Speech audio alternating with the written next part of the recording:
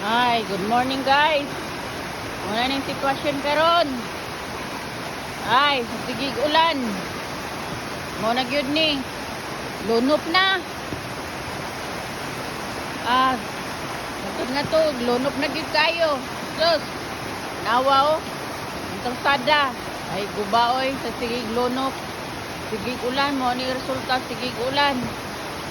Naihunong ang tigig ulan, ambot na unsa nang kalibutan.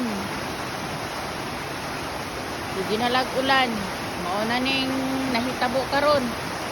Ang mga ang mais ngadto ay wa na, nalunod na to.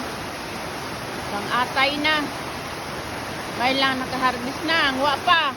Ay sus, mura magmakalagot ba, sige na lag ulan.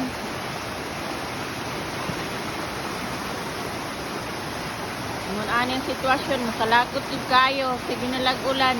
Ang mais, dito kay bahaon. Kaning tubiga, asa ni padulong. Natunig padulong. Sa maisan ako. Pag makalagot, pero maminti mo na lang aning sitwasyon, silibutan.